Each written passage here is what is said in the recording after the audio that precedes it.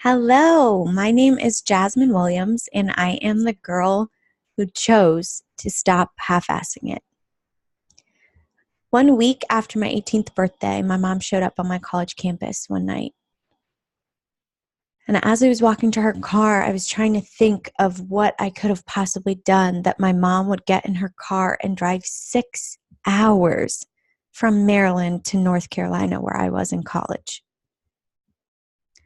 The moment that I saw her, I knew that it was far greater than anything I could have possibly done wrong, and that something had happened. My mom became the bearer of the bad news that would eventually change my life. My older brother had an asthma attack, and they could not get him to the hospital in time. And he died very unexpectedly. He was young. He was in his 20s. He was so full of life and full of charisma.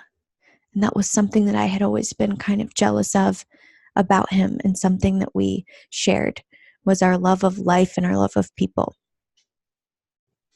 From that point on, I really struggled with how I could not only graduate and get my bachelor's degree, but how could I get through such a painful loss, losing such an important part of who I was, my identity, my core, my family. And I really struggled with so many issues over the next couple of years as a result of this loss.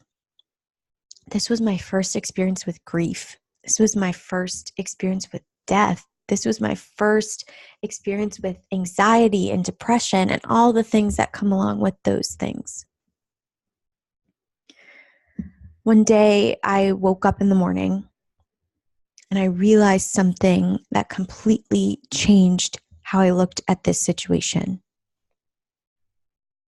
Although it sounds really obvious, grief makes your mind do crazy things.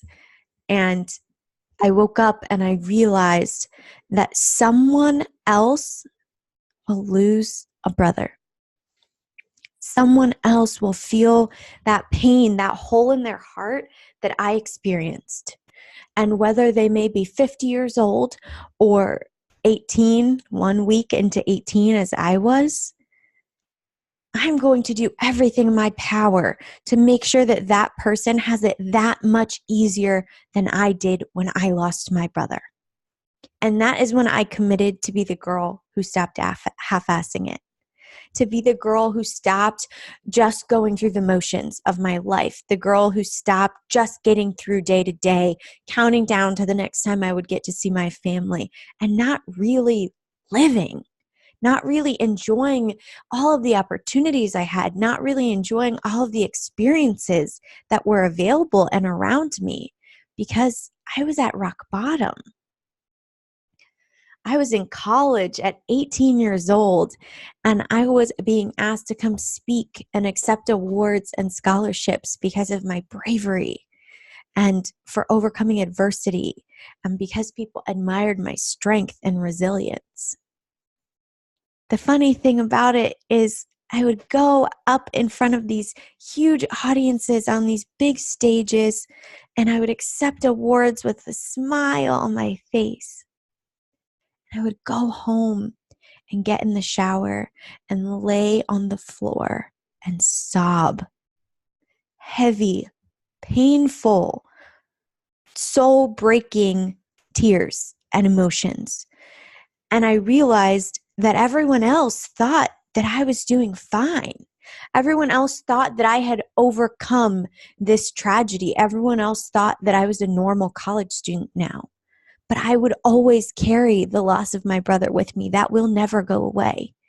And that's something that if you're going through a loss, a divorce, a tragedy, a circumstance in your life right now, that will never go away. You will always carry that with you.